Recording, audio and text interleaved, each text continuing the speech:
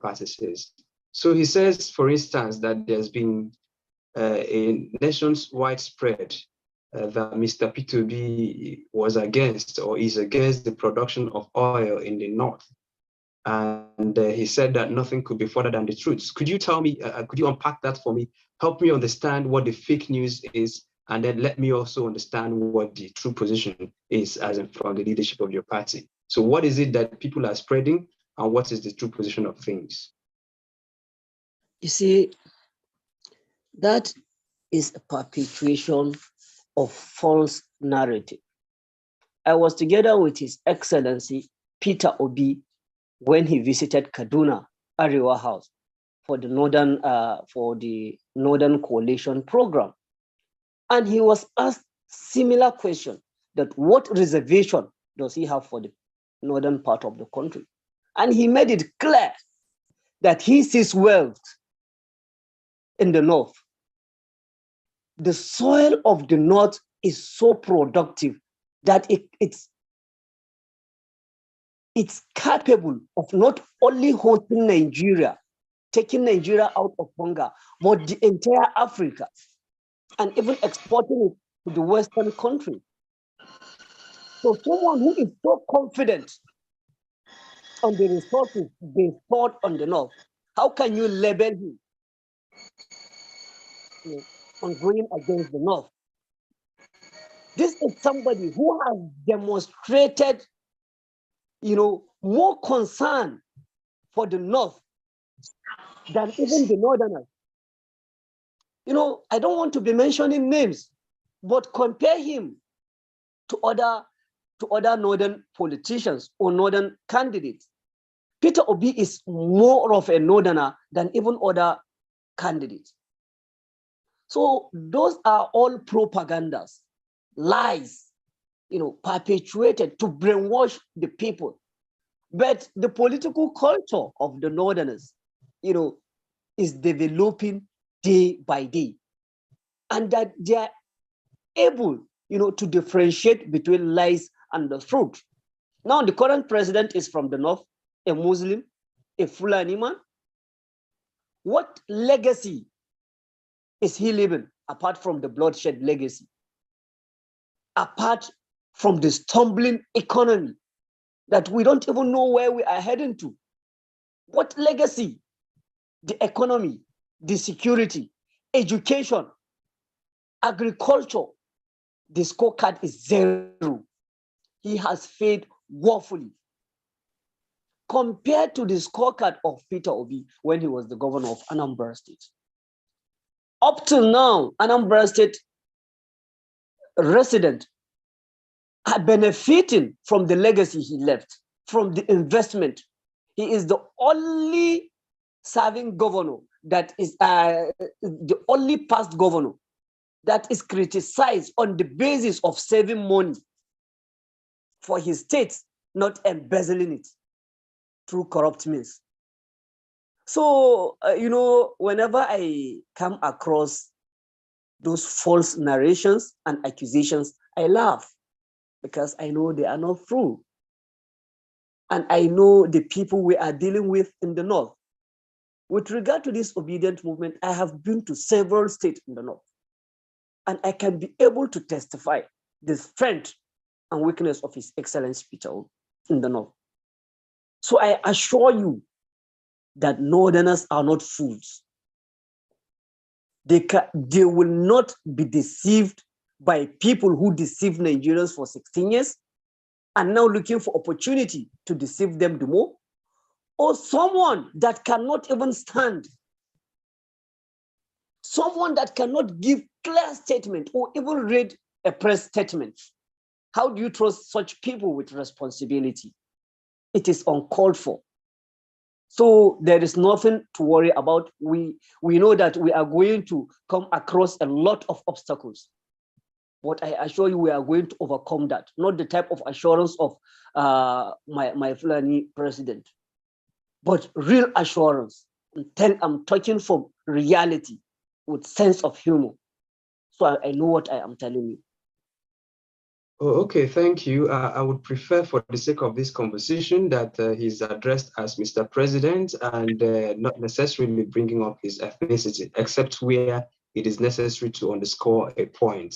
But that's that on that. So, your vice presidential candidate, Datti Baba-Ahmed, still on the issue of fake news, mentioned that there were efforts to discredit P2B through accusations like demolition of mosques, issuance of ID cards to indigenous, non-indigenous, and ethnic hostilities, especially targeted against Northerners living in the Anambra State, as at the time he was the governor of Anambra State. So Datti Baba-Ahmed made it clear in that press conference that all these things were false. So you've been in the North. How prevalent is these stories or sponsored stories or fake stories, as your campaign would have people believe? How prevalent is it in the North, and what are the efforts to dispel those stories? You see, most of these stories, we read them on the social media because there is no any verifiable or authentic source of this information. They are mere rumors. And with confidence, I can tell you that about 85%, 70 to 85% of Northerners are not even aware of such claims. It is just used by some media propagandists to propagate false information. As of today, I've not come across any verifiable source spreading this news. So this is to tell you how unauthentic the information is. So we don't believe in that. Moreover, sometimes talking about it make others to know much about it. So I don't like even, talking about that.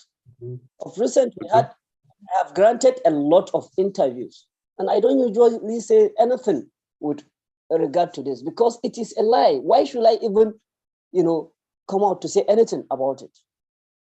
Let them show us evidence of mosque this gentleman demolished. And for what reason? In my state, Kaduna State, the governor of the state had demolished not less than 10 or 20 mosques in different locations, and he gave his reasons.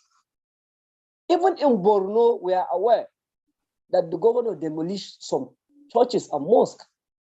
Why are these people not ranting about it? Why are they not taking it to the media? Because in every developmental process, there are tendencies, for some people to be affected. But what matters is the general interest of the public. Yet we couldn't find any mosque that was demolished by Peter Obi. We couldn't find the tags that were given to Northerners to be using either tags or ID card. There is no one that can show you anything of such kind. So whoever reaches out to me on such issue, I ask him to bring a verifiable evidence, or else stop spreading that rumors. And if he persists or keeps spreading that rumors, he faces the full wrath of the law for accusation or defamation of character. So these are the major, issues or ways we do take in tackling such issues in the North. But I assure you that those accusations are lies, from the pit of hell without any verifiable evidence. So there is nothing to write home about that rumors spread, by some culprit. Okay, finally on this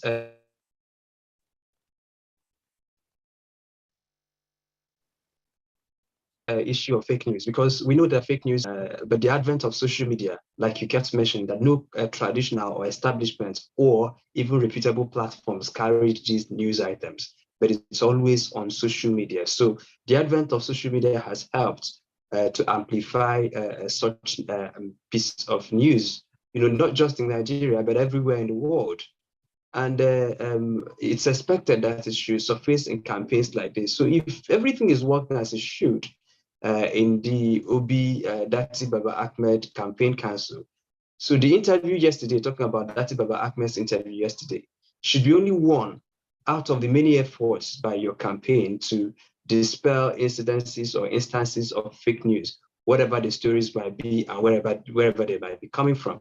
So could you finally, on this fake news issue, speak more to some of your efforts of your party to dispel the fake news in the election, especially those fake news that could be, spread using vernacular that might be difficult for establishment media to track, and that might be difficult but it is targeted at a particular audience using a targeted language. So could you tell me what the party is doing to make sure that the message of your campaign is not swallowed by, or is not tainted by, false narrations and false accusations, as we've seen? Okay, you see, if you are noticing the trend on social media and other media platforms these days, the blunders, committed by some of the presidential aspirants, has overshadowed everything. Nevertheless, myself, through Peter Obi Support Network, I've found countless press releases, and I spoke with media outlets on several occasions with regard to promoting Obi Datti movement, with regard to countering such information. And I believe there are other people, other support groups that are into this as well. I can give you an example. There was a time Mahdi Shehu, grant interview to press, narrating some false accusation against the personality of His Excellency. The media was awash countering the statement of Mahdi Shehu, to the extent that Mahdi Shehu became ashamed of himself speaking to any media or in any public space, because he knows he was lying and he was seriously countered.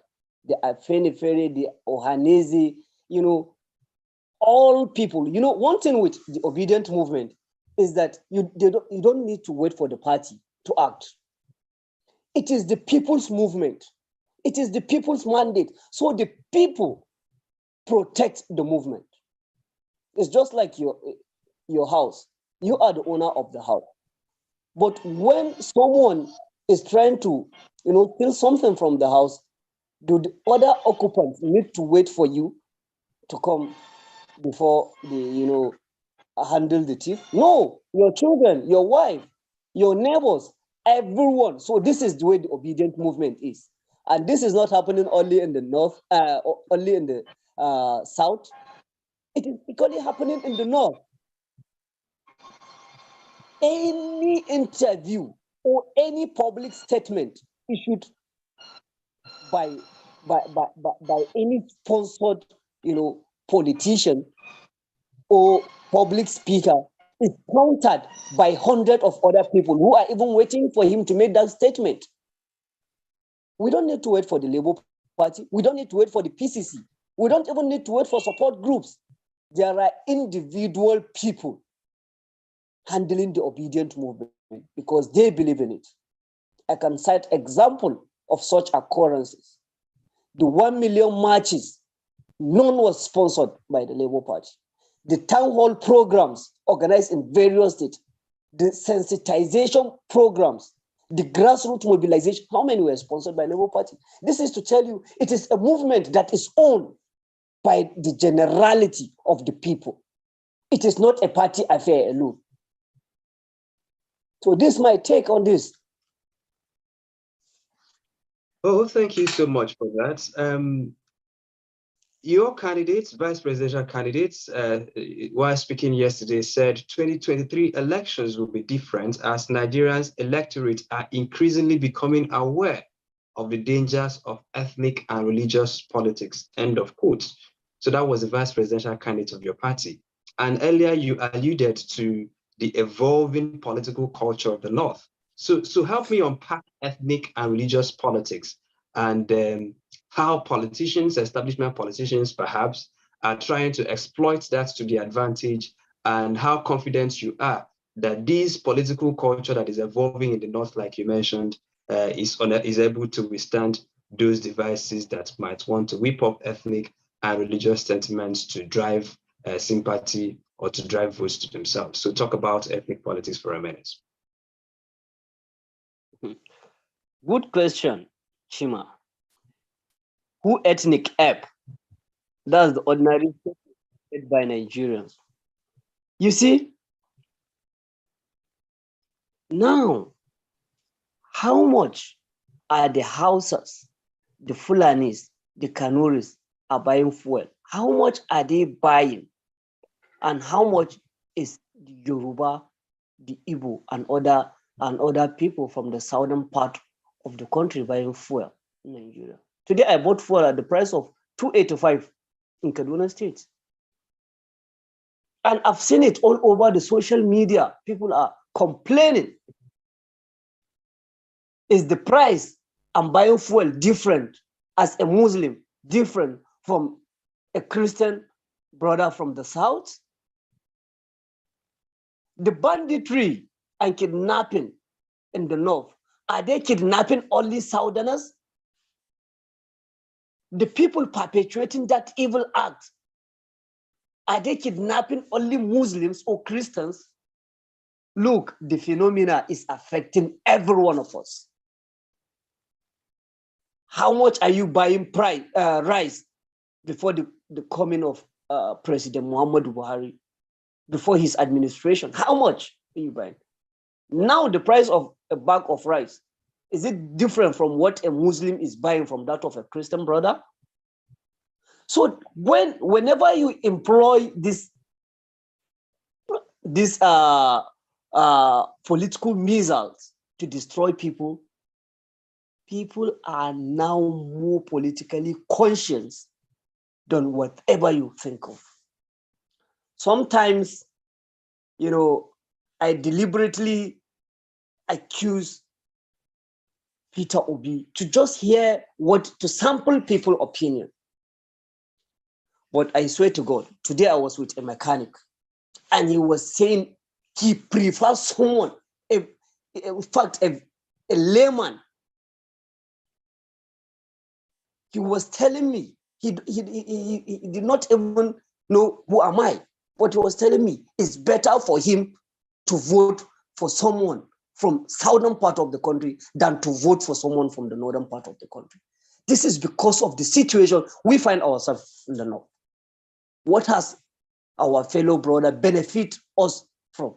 What? Do we have anything to tell? But even the previous administration, we can count on so many things we benefited the North in general compared to what is now currently happening in the North.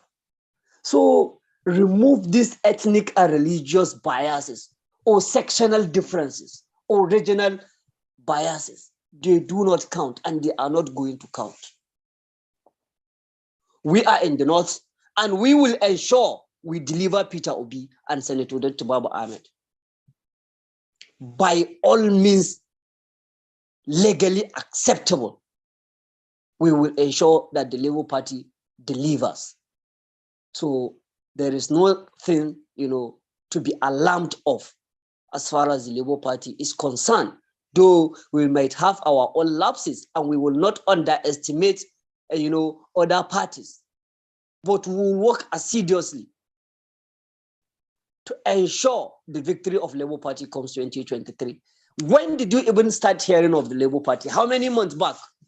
But now we are dominating everywhere in the country. So just give us a month. Then we'll come back and talk on this issue. Well, thank you. If you're just joining us, this is Newsband Television, and we've been speaking with Sani Said Al-Tukuri, who has been helping us to unpack the press conference by the vice presidential candidate of Labour Party, Datti Baba-Ahmed, the press conference he issued yesterday. We've been discussing this and other matters related to that press conference. So you talked about Nigerians having to rise beyond ethnic sentiments, Nigerians having rights to rise beyond religious sentiments. So what are those values that Nigerians should now look for? in making critical voting decisions, both for that of the president and that of their lawmakers, federal and state, and that of the governors for where governorship elections will hold? Fine. One is credibility. Secondly, capacity. Thirdly, we need a unifier. Someone with an agenda to save the ship from hitting the rock. We need someone who is intellectually capacitated. Look, His Excellency is a mobile truck of knowledge. You hardly see him making any presentation with a paper. But if you listen to him for 2 hours or 3 days, it is enough for you to be awarded a certificate of attendance for a diploma program, because he impacted a lot. He started propagating the idea of go and get your PVC. Before you know it, over 10 million Nigerian youth registered. He propagated on the productive economy instead of the consumption economy. And now other candidates are trying to steal from that manifesto. Look, these are the type of people we want in Nigeria. Not someone who cannot even read a script. Someone who always go out of his, someone who speaks unconsciously, or someone who is even afraid to attend debates. Someone who is afraid to express himself freely to the general public whom he is willing to lead. Nigeria at this point needs the Sardauna of our time, the Tafawa Balewa of our time, the Agui Ronsi or the Nnamdi Azikiwe of our time. Because we came at a time where all these people do not exist. But now we are having a messiah. And once we miss this golden opportunity, it will take us years to even regain our conscience, to start thinking of salvaging ourselves from the bondage we create for ourselves. So it's high time for Nigerians to think twice whenever they are casting their vote, or to even start thinking. Moreover, the polls conducted by credible sources has already shown who is going to become the Nigerian president. So, it's as simple as telling the general public that Nigerians had already decided. Because in every research, you use sample to get result. And we have used that sample on various occasions, mathematically proven that His Excellency Peter Obi will emerge victorious come 2023. So there is nothing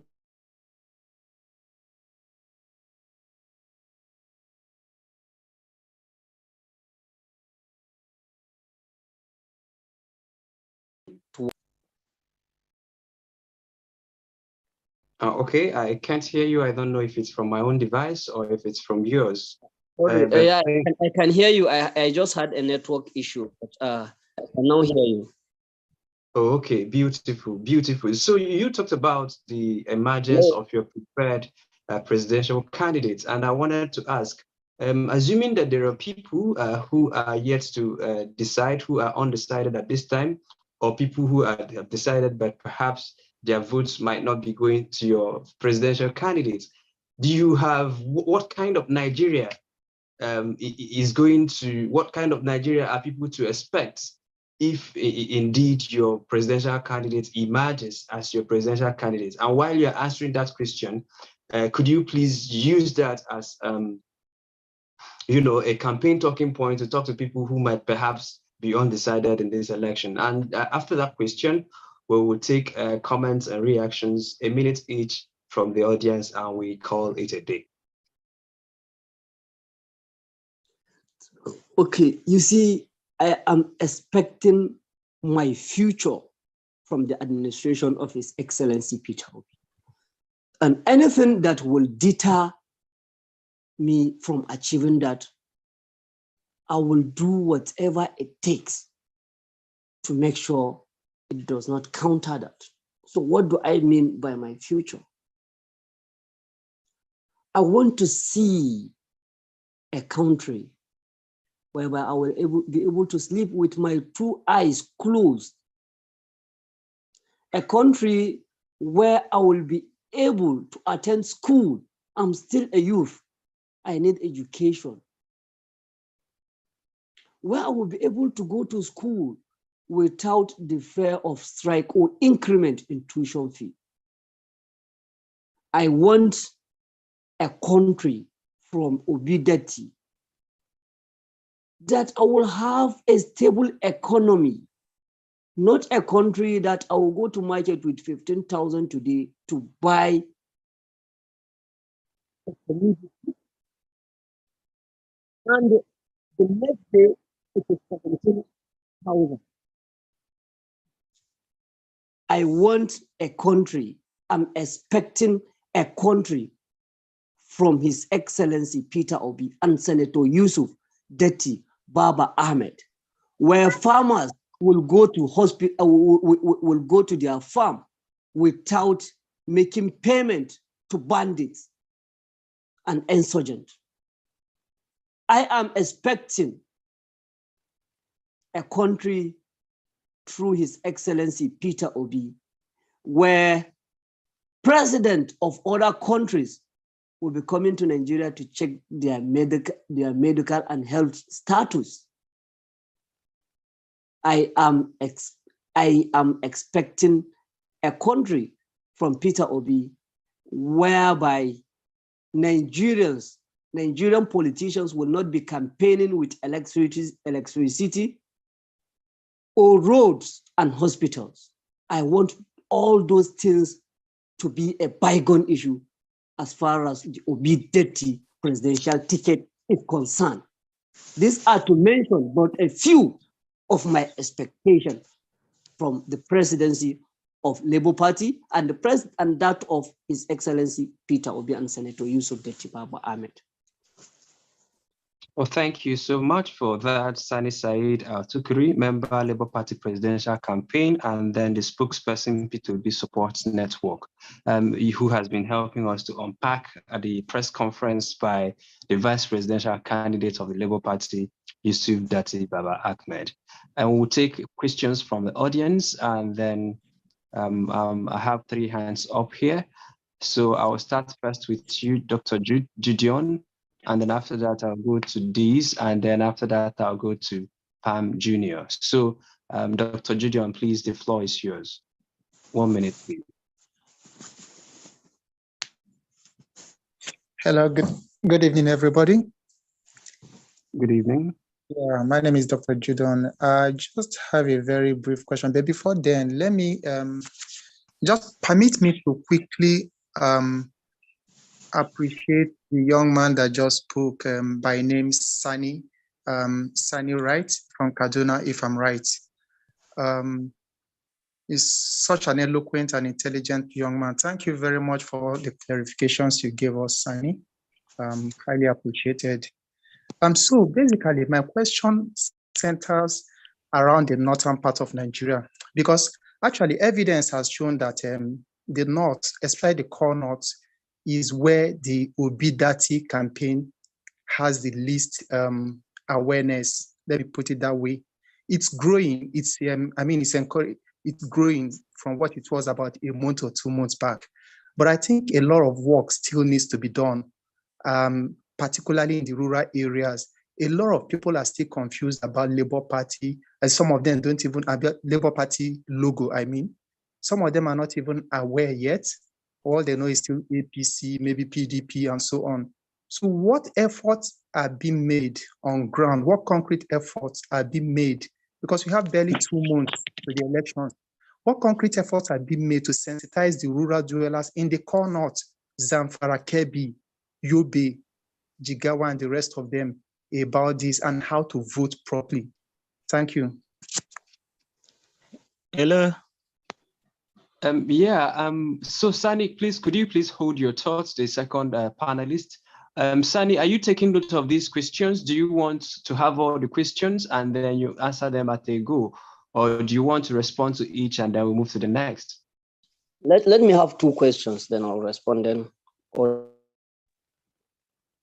Oh, okay, beautiful. So Deez, please, could you ask your question? And I hope I'm pronouncing your name correctly.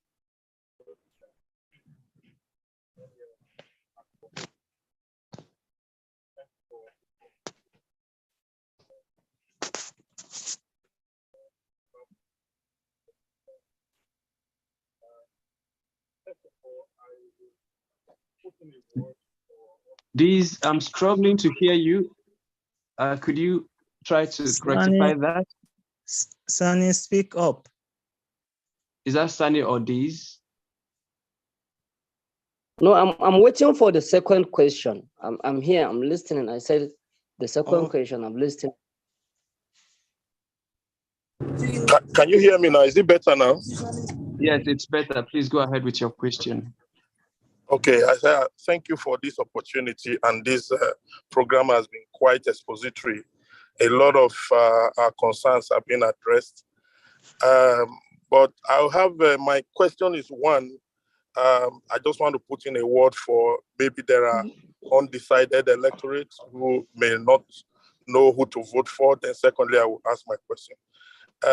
This is 2023. If at this instance in our country's development, we have a man or a woman who is above 18 and has not decided to give his vote to Labour Party, is most unfortunate. You see, we live in a country where we forget the reality of things, that when you keep doing what you always do, you keep getting the same results. And I think that should be a classical definition of insanity. If we want to vote the way we used to vote prior to this time, we should not expect a separate result. So as a young person, as an elderly person, as a big person, you want to see a different kind of result, go the way of Labour Party. A lot of people don't understand, for once, that, for example, the vice presidential candidate of Labour Party is a data scientist. His core training is how to be able to leverage information and transact them to facts that are usable. That is his area of core training. So he understands the world of today dwells on data.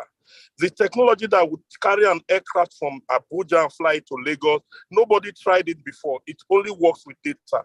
That is what would deliver the goods.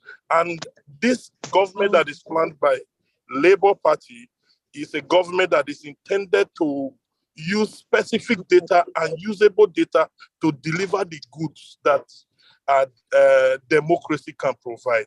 Secondly, my question is, what is the plan of Labour parties to man the over 180-something thousand polling booths with delegates or officials that can ensure that these votes that are coming from these areas may not be termed invalid? You know, sometimes when you may get the right vote, but those that want to disenfranchise you can call it an invalid vote. So, but if you are properly represented, those things are quite arguable. So what is the plan of Labour Party as a political vehicle to ensure that nationwide Labour Party is not disenfranchised by invalidity of votes? Thank you. Thank you. This Sunny, you now have the floor. Okay. Thank you for this wonderful question. This made me to understand that a lot of people here are comprehending our vision, and we have achieved a lot. So this is it. The first question is this awareness and campaign in the North. How do we overcome this situation? You see, the North is a kind of volatile area. It is very, very large. So let me clearly say this. There are a lot of campaigns going on daily basis in the North. In fact, the Labour Party is doing wonderful job in some places that the APC or even the PDP are not doing it. But what we lack maybe is communication, publicity. That's true. But if you are going through some WhatsApp groups or some platforms, you will be seeing the wonderful job people are doing, So as far as this is concerned. Nevertheless, we might not be able to compare our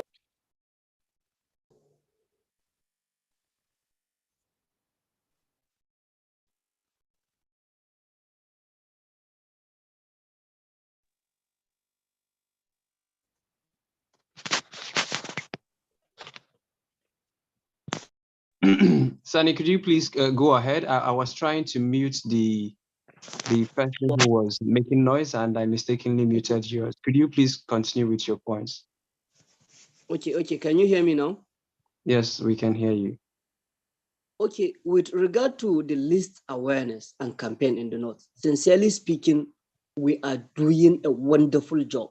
There are certain states that we are campaigning and grassroots politicking, to the tune that APC and PDP are not even doing so. I'm telling you this, and we are sure victory is assured in those places. There are places that are a no-go area.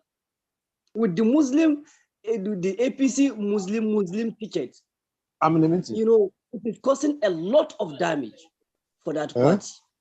We don't believe in that. We believe in religion. Even the for this country. Even the dogs are nowhere. Moreover, First, can you mute everybody? Just mute everybody, please. State party chairman or what chairman? Sunny, sorry, I also muted you as I tried to mute everyone. Sunny, could you please unmute yourself and continue with your point? And please be careful and conscious rather, so that you don't unmute yourself mistakenly and then you're adding sort of noise and distraction to what we're doing. Sunny, please go ahead and round up on that. Okay. As I was saying, currently, if you are in touch with your party chairman, either state party chairman, ward chairman, or local government chairman, reach out to him. There are a lot of plans currently ongoing.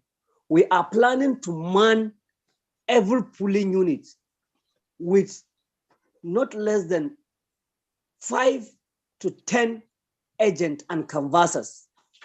Constitutionally, the number of agents may be restricted to either 1 or 2 to avoid, overcrowding the place.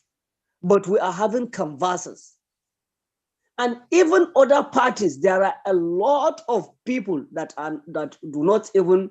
cannot even pronounce the name of the party, despite these years of existence. So the party agent and canvassers will lead our people that cannot read or write to cast their vote. We will be there on every polling unit. Our people will be there. Currently, we are working on polling unit agents and canvassers, and we are mounting not less than 10 people on every polling unit. The rest assured, before the end of December, you will see the success we record on this issue. Thank you. Thank you so very much. I will take 2 more questions. We will rather take 2 more questions. Okay, I see 1 more hand up. Pam Jr., could you please ask your question? And then after that, Abba Brothers, ask your question. Thank you very much. Am I audible, Chima? Yes, you are. Good evening. Okay. Yes, Sani, you have done a wonderful job. I admire your positivity, and I agree with you. However, I'd like to ask this. We have heard of rumors of people flogging into the country from the north, northeast, northwest, from Niger and Chad and so on. Can you confirm or dispel that rumor that they have been registered by INEC to increase to the tally of some political bigwigs in the country? My second question is, His Excellency, by the will of the Almighty, Vice President Ahmed Datti, is Labour Party's toppest ranked politician from the North as at now. Please, in all honesty, what is his acceptability within the North? I think I'll stop here. Thank you. Okay. Thank you for this question. The two questions. You ask a question of people flooding from neighboring countries, Niger, maybe Cameroon, Chad, and other countries. Sincerely speaking, I don't know anything about this. But if you have any clue, any verifiable evidence, you can have it, and we will report it to the appropriate authorities, and proper measures will be taken. I don't know much, about this, but I will investigate to know better and know what we can do about it. Now, on the acceptability of His Excellency Senator Datti Baba-Ahmed, he was a one-time House of Representatives member representing Zaria Federal Constituency, as well as a one-time senator. And he owned 2 private universities, one of the best private universities. And he is an employer of labor, an educationist, a man of integrity and principle. Just like what is happening even in the Southeast, there are some people that may not like the personality of His Excellency Peter Obi. But I can tell you reliably that Excellency Senator Datti Baba-Ahmed is highly acceptable in the North.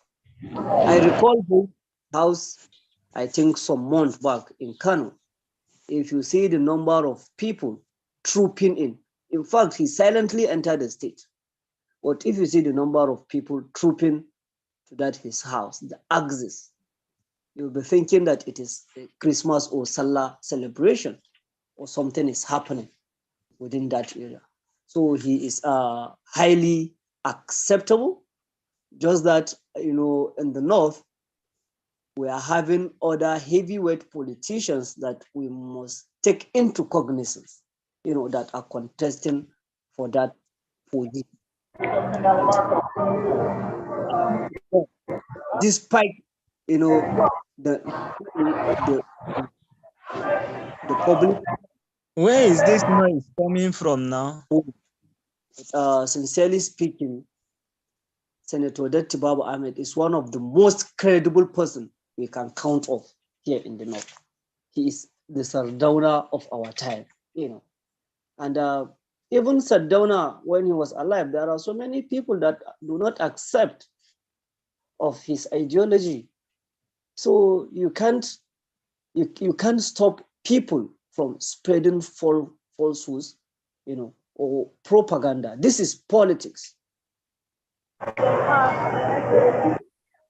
Only doing his best, and I believe him will be able to deliver the summary.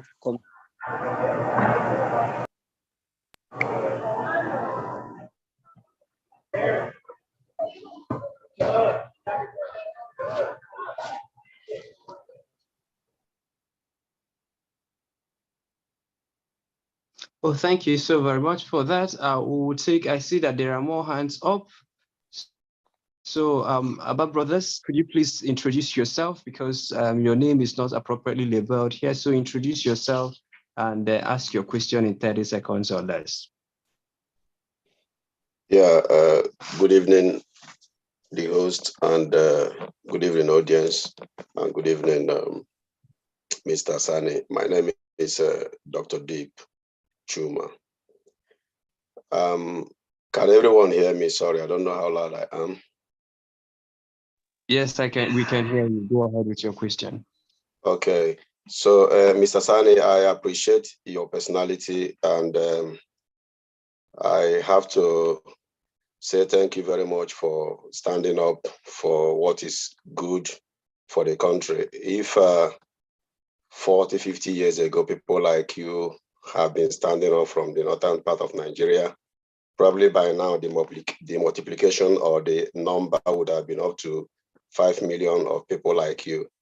And probably some of us who are tired with a country called Nigeria will not be tired, because it's been a long time we've not seen somebody of your age or people of your age speaking positively for a Nigeria of the dream of every living being, because what is good for the North should be good for the South.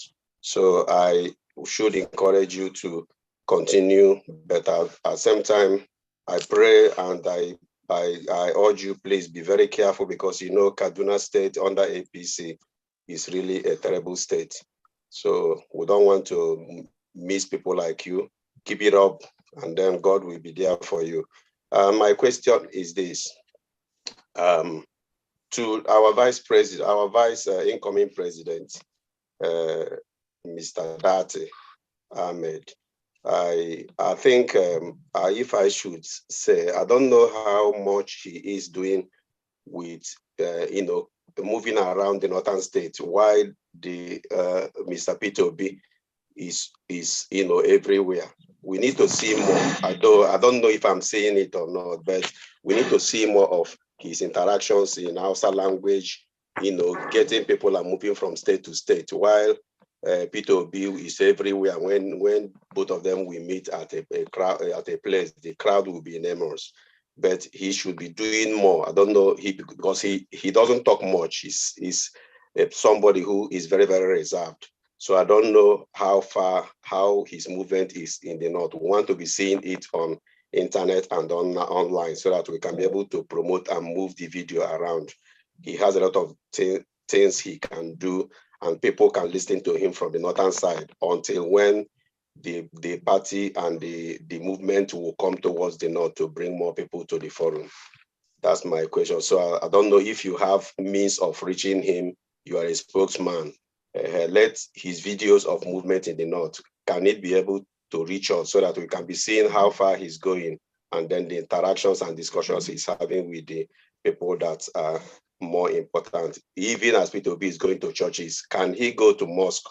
I don't know if mosque is allowed to host discussions like P2B does in the churches. So that's my question and contribution. Thank you, everyone. God bless you. Thank you, and God bless you. Let me take one more from Helen Uche before I yield the mic to our discussant. Helen, you have the floor. Good evening, everybody. Good evening. Thank you for the opportunity. Thank you, Sani, for the work you're doing. I just have quick 2 questions. I want to talk about can-win strategy that the APC and PDP has deployed. P2B cannot win and all that is kind of a syndrome that they're using to manipulate people's mind. For those that want to vote, or people in Nigeria, do not put all the effort that is required to be able to vote. So what are the counter effect that the Labour Party is having to counter this? Because this is just a manipulation.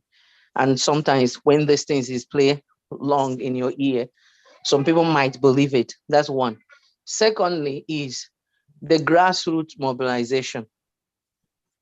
I know that there's a lot of grassroots going on in the North. what are strategies that you guys are using to help with funding?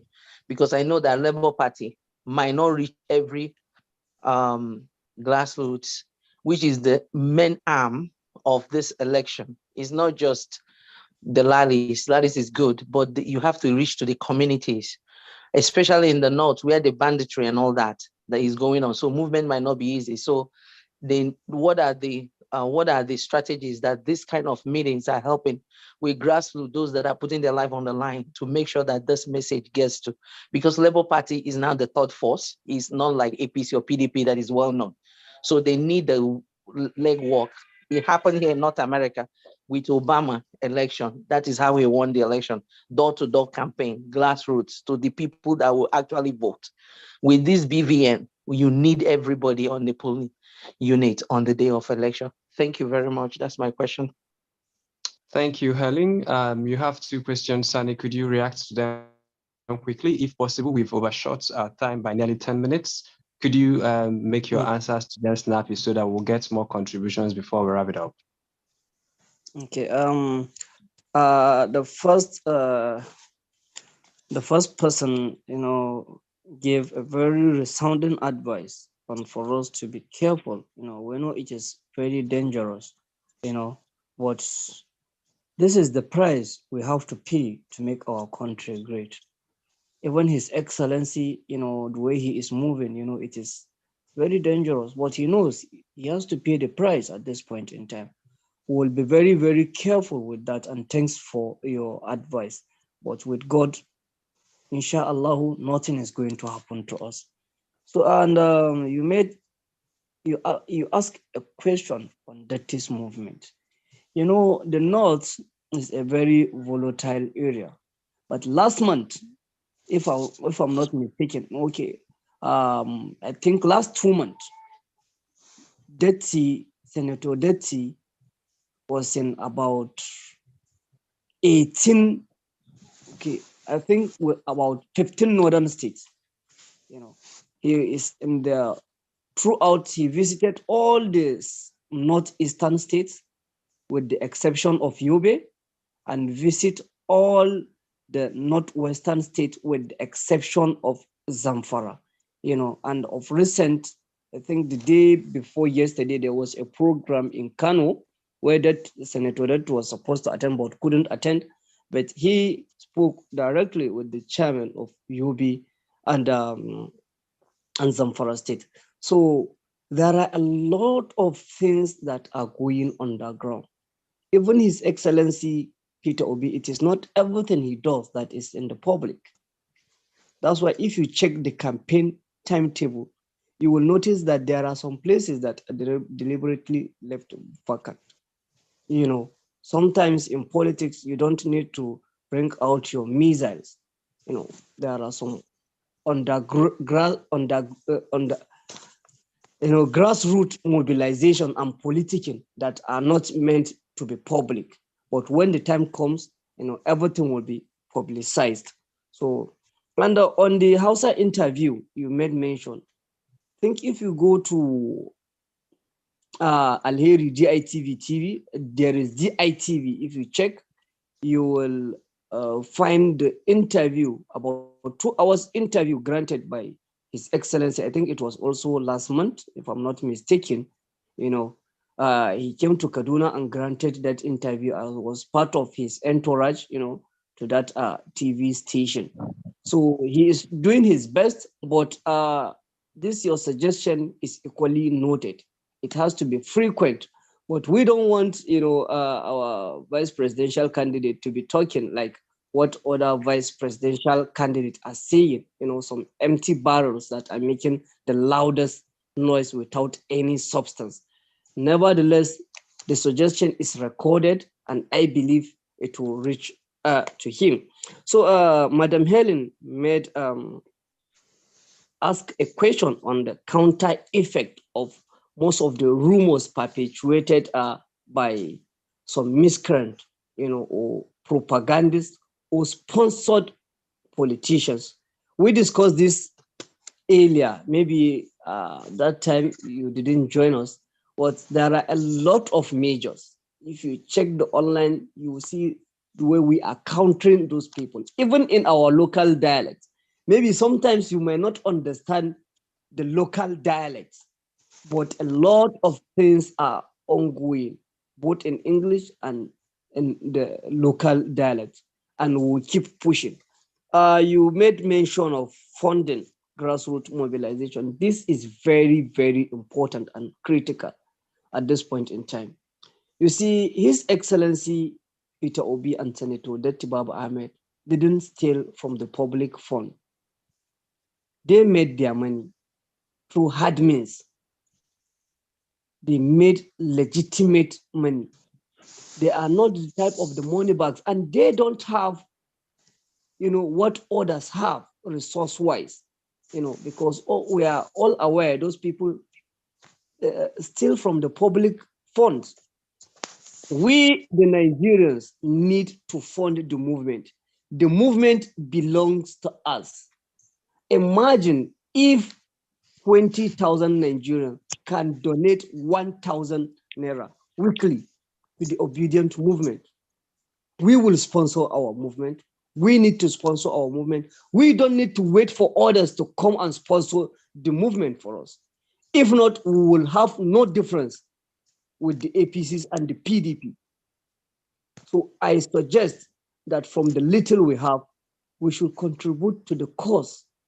See how you can sponsor a polling unit agent yourself. See how you can bring water to the canvassers. See how you can help train polling unit agent. See how you can sponsor a project in your ward, in your local government, in your state. This is our movement. It is a collective effort that will make us triumph. Thank you. Thank you on that. I think the official campaign has made available campaign account numbers where people can donate. I'm also aware that P2B Support Network, who are the proud sponsors of this program on Newsband Television, have also made available to the public account numbers through which some of the activities can be funded. So if any of the admins are on here, could they please quickly post some of those details so that those who may want to make contributions can make contributions through those accounts. We are taking 2 more questions and then we'll call it a day. Prayer, we'll take your question. Balarabe, you're just coming in now and putting your hand up. Unfortunately, we have to stop at some point. So Prayer and John Okon are the 2 people I'm going to take their calls. They take their questions before we call it a day. So Prayer, go ahead, and after that, John. Daniel is here from Kanu. Who's Daniel? Is it Balarabe? Daniel. You want him to ask questions? Yeah, I will have a contribution into this meeting. So I live in Kanu.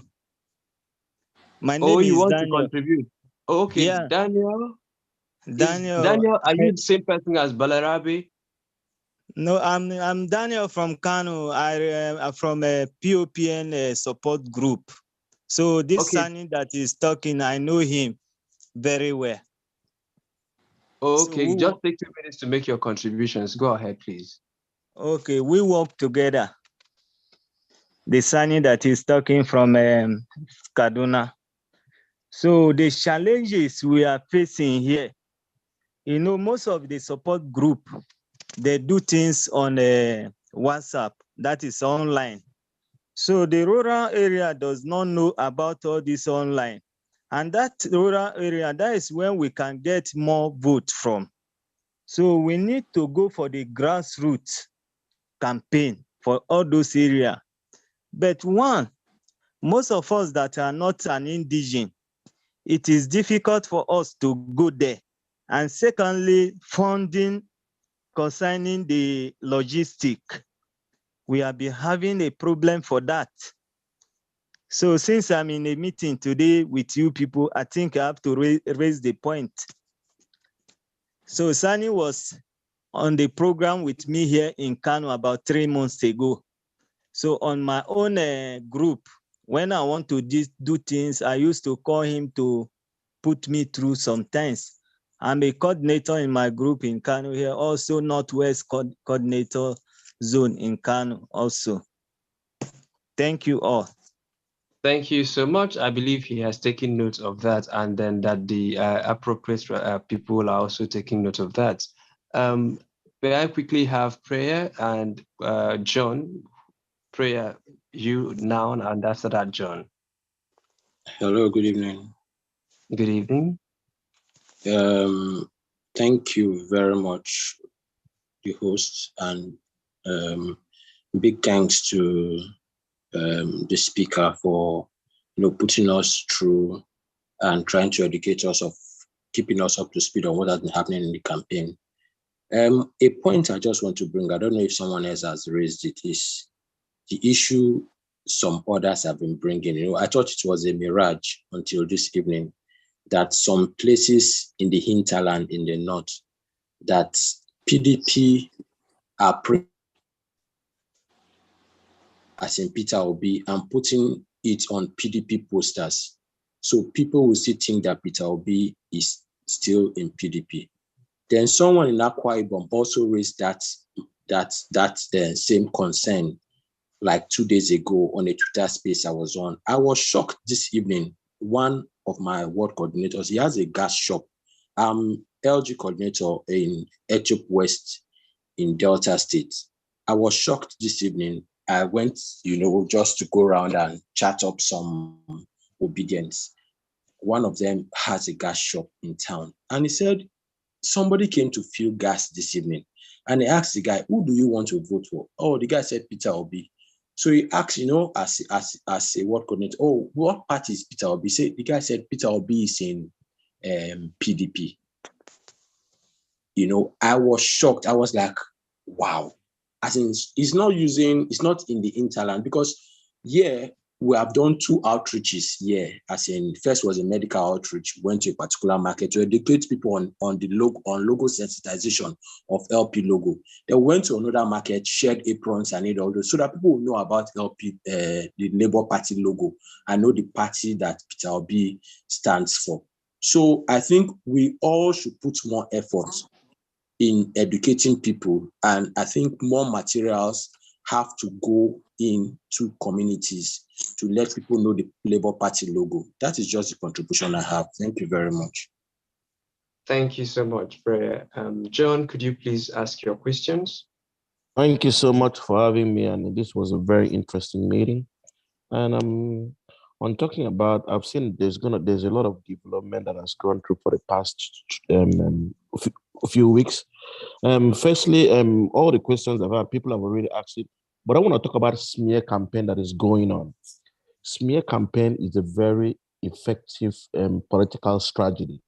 And I can see that what Eileen is saying, that a lot of people are using this, they're putting doubt if Peter Obi is going to win. The election is not just on. They are saying these things all over and all over and all over. And when they're saying it, and when there is no counter, it filters in people's ear. So what are the strategies, especially in the northern part of the country? Using influencers, using political bloggers, using imams, and using celebrities. And for us to really capture the northern vote, we have to really, the vice president to be, that is the incoming vice president, he might not be able to flow, but using the local influencers and bloggers in Hausa language is very effective. I mean, interviews on Hausa BBC, because most of the Northerners, they use radio to communicate. How effective is it? Do we have like a strategy with a monitoring, like a KPI to track this message going in? There's going to be some areas that are doing very well and areas that are not doing very well. Then the areas that are not doing very well, is there any strategy that they pool resources? Because I can see, like my state in Akwa Ibom, I can see the little things like going to the market in the rural areas and just giving out the banners. Pulling a banner of about 20, 30,000 naira is making a big difference. I mean, using 50, 30,000 naira in a market while PDP and APC are spending millions. And you can see the small money that we are spending in this market is very, very effective. So if we can have a central coordination that looks at which areas have this weakness so that it can be covered up, it can be very, very, very, because I can see a lot of people, I'm using my state because I did an independent survey. Most of my state is the PDP state.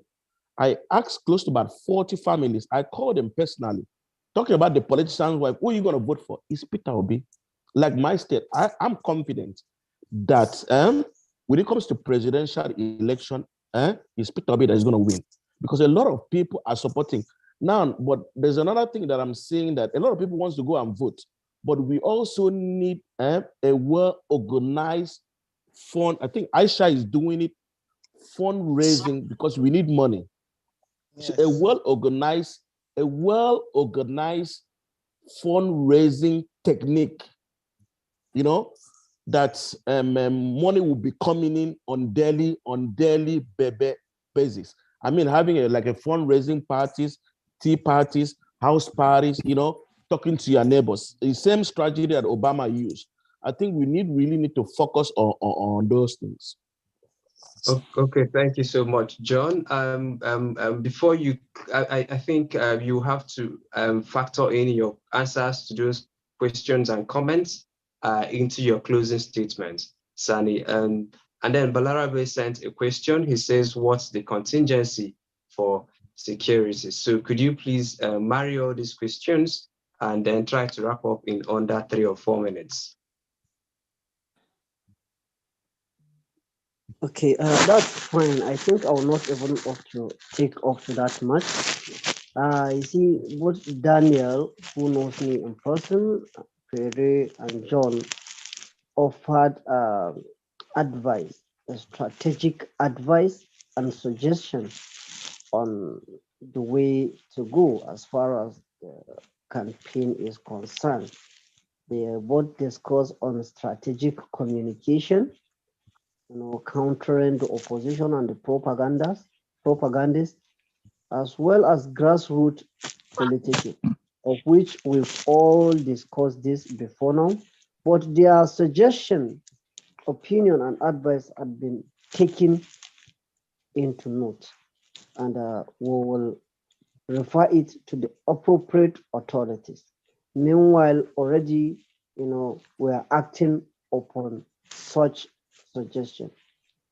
Nevertheless, thank you very much for the suggestion.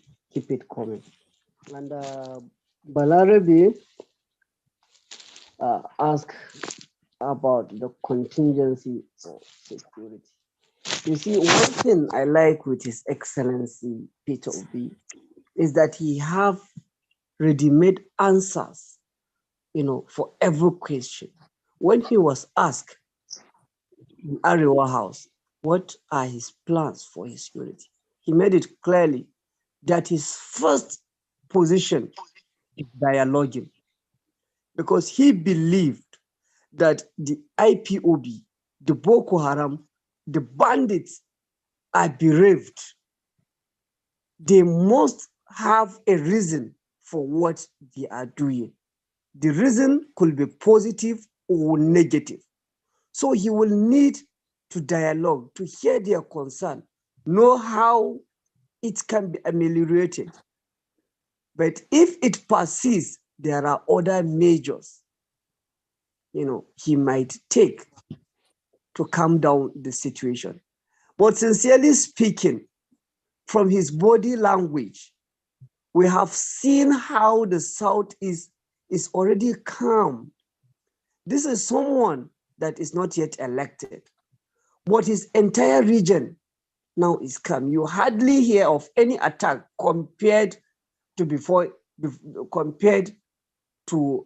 his declaration, you know. So if his body language will bring such calmness, such security tightness to certain areas, what do you think if he becomes the president? He is a person who has genuine concern from the North. And I believe he will do better, if not best, than what we are seeing at this point in time. Okay, thank you very much. I would suggest that we all come in mass to vote for Peter Obi come 2023, we shouldn't lose confidence. Let's keep engaged of Obi Datti movement in the entire nation. Thank you very much. Thank you very much, Sani. So this is Balarabe, and yes, that was a very good one. But I also am a bit concerned about the current situation with the security of the people that are involved with the Labour Party. So I'm referring specifically to the incidents of the murder of a woman leader in Kaduna recently. And I just want to know, what is the awareness level of you people? Like you, Sani, you're out here doing these things, you know. What's happening is that basically you're painting a red, you know, just a big red X on your back. Because what we know with who we're dealing with in the political space in Nigeria today, we know very well that they'll resort to any means to get where they want to get to. So I'm a bit concerned about the safety of you guys, you know, and what exactly are you guys doing to ensure that, you know, people that are working very hard to bring this new dispensation do not get picked up one by one like that so easily. That's just my concern.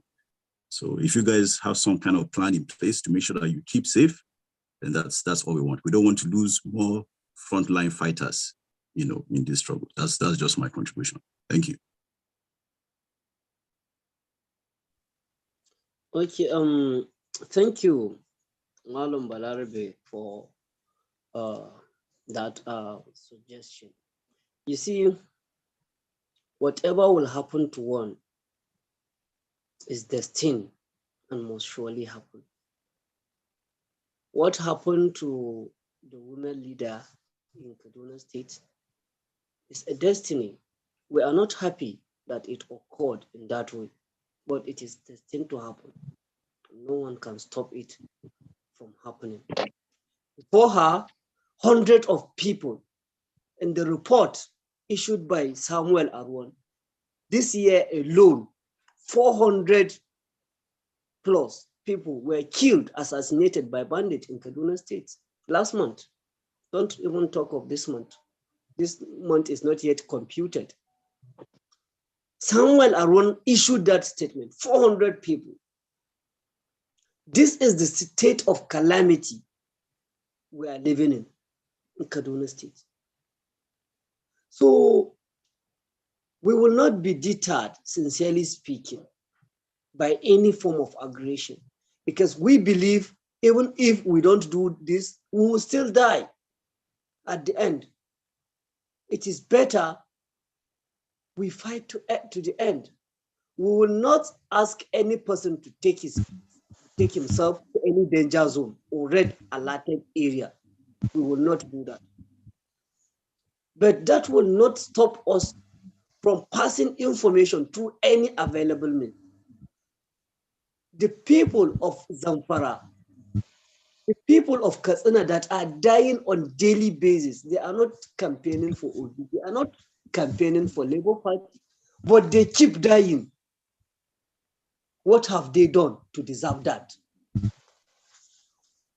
All we are appealing for is a better representation, a better government, a better administration that will secure the lives of Nigerians and even people coming from abroad.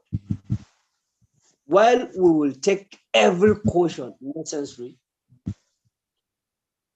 we will not subdue to any form of tyrant or agree. Because the best way to prepare for peace is to prepare for war. But we are ready. Nevertheless, thank you for your suggestion. Thank you so much, Sani Said Al-Tukuri, member of the Presidential Campaign Council of the Labour Party, and then the spokesperson of P2B Support Network, POSN. We've been for 1 hour and 30 minutes on Newsband Television, where we've been looking at the press conference of the Vice Presidential candidate of the Labour Party and other related matters. We thank you for joining us today. We invite you to join us again as we make links to our subsequent television interactions available to you. Please follow us on all our social media handles as Newsband at Newsband Television, and then you will get to see updates from us each time we are online. Thank you very much for joining us, and then from here, it's a good evening. My name is Chima Christian. Good evening. Thank you. Bye.